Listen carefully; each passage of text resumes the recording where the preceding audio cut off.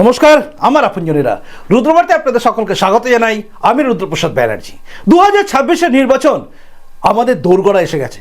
অর্থাৎ যখন তখন এই এসআইয়ের প্রক্রিয়া শেষ হলেই আমরা জানতে পারবো যে 2026-এর নির্বাচন ঠিক কোন মুহূর্তে কোন সময় হচ্ছে, এবং আমরা সবাই অর্থাৎ বঙ্গবাসী মুখিয়ে আছি এই রাজ্যে পরিবর্তন করার জন্য। এইরকমই একটা সময় যখন মমতা বন্দ্যোপাধ্যায় নিজেও এসআইআর নিয়ে চিন্তায় রয়েছেন যে কতজনের নাম বাদ হয়ে যাবে, এবং শেষ পর্যন্ত তার সেই দুধ দেওয়া গরু মানে এক্ষেত্রে বাংলাদেশ থেকে আসা অনুপ্রবেশকারী মুসলিমদের সংখ্যা কত কমে যাবে এটা নিয়ে যখন চিন্তায় আছেন, ঠিক সেই মুহূর্তে উত্তরপ্রদেশের মুখ্যমন্ত্রী যোগী আদিত্যনাথ, সেই যোগী আদিত্যনাথ যার রাজ্যে মহিলারা সুরক্ষিত, যার রাজ্যে ইনফ্রাস্ট্রাকচারের উপর জোর দেওয়া হয় বাজেটে, যাতে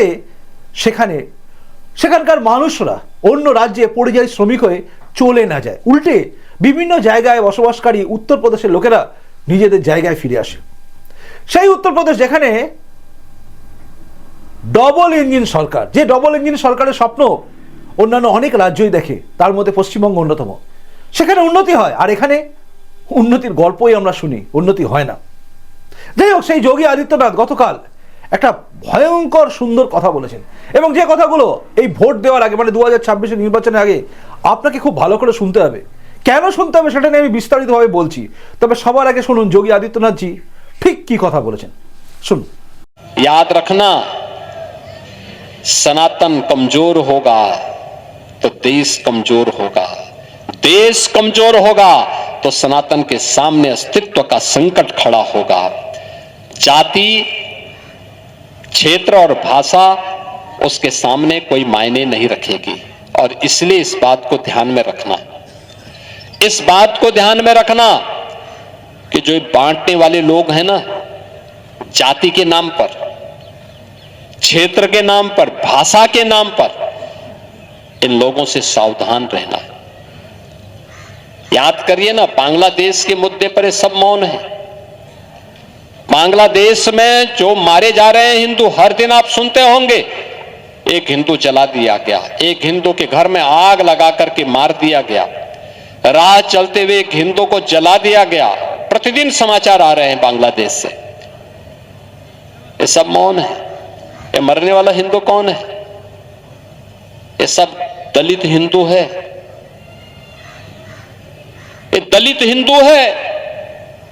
कोई नहीं बोल रहा है, केवल कुछ हिंदू संगठनों को छोड़ दिया जाए और धर्माचार्यों को छोड़ दिया जाए, लगता है सबका मुंह बंद हो गया है, क्योंकि मरने वाला हिंदू है।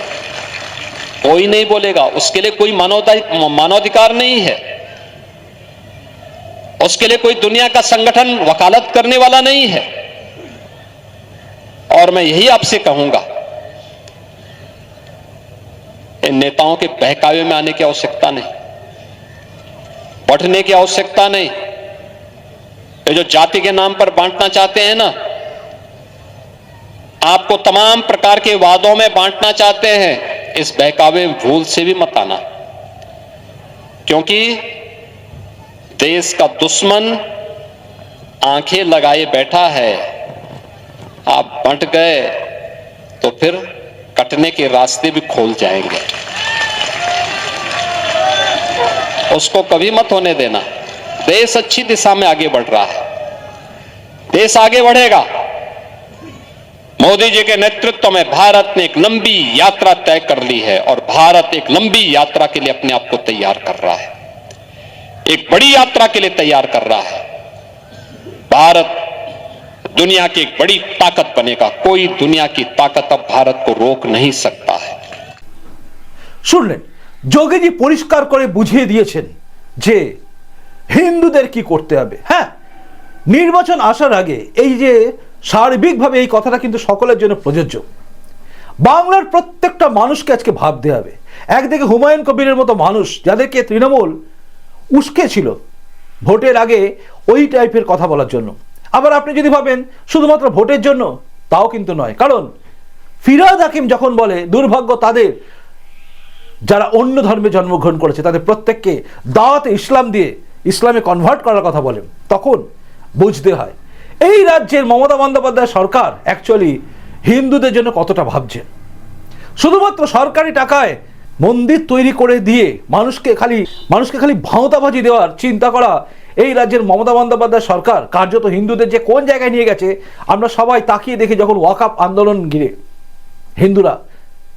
হিন্দুরা পালিয়ে আসে নিজের জেলা থেকে অন্য জেলায়, মুর্শিদাবাদ থেকে পালিয়ে হিন্দুরা চলে যায় অন্য জেলা মালদহে, এবং হরগোবিন্দ দাস এবং চন্দন দাস দুজন মৃত্যুর মুখে ঢলে পড়ে শুধুমাত্র তোষণবাদের জন্য যে আগুন লেগেছিল সেই আগুনে, অর্থাৎ চাপাতির আক্রমণে মাটিতে লুটিয়ে পড়ে দুজন হিন্দু যাদের দোষ ছিল শুধুমাত্র হিন্দু হওয়া।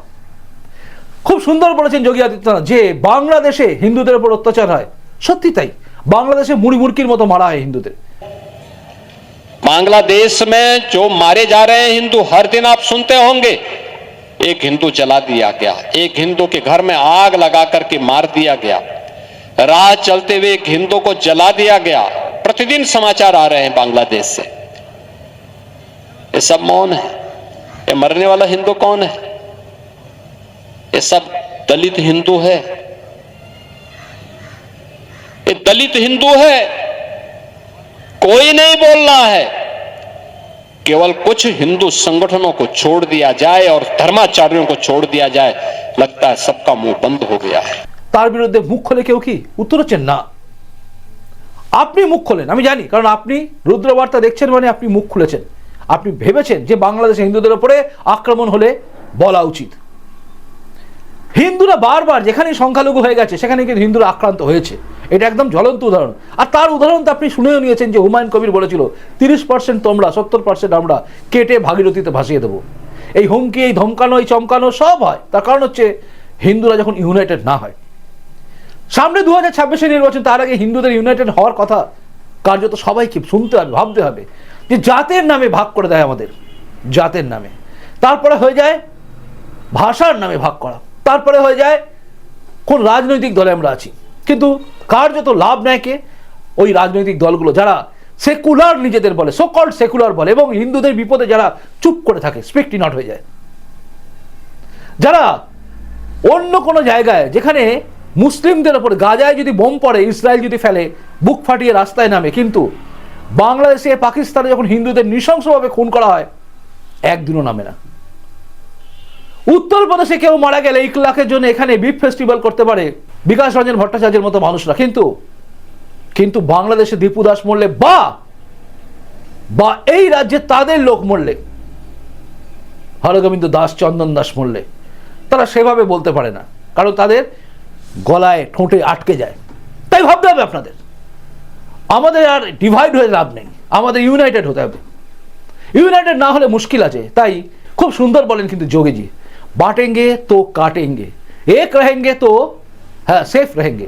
इस बात को ध्यान में रखना कि जो बांटने वाले लोग हैं ना, जाति के नाम पर, क्षेत्र के नाम पर, भाषा के नाम पर, इन लोगों से सावधान रहना।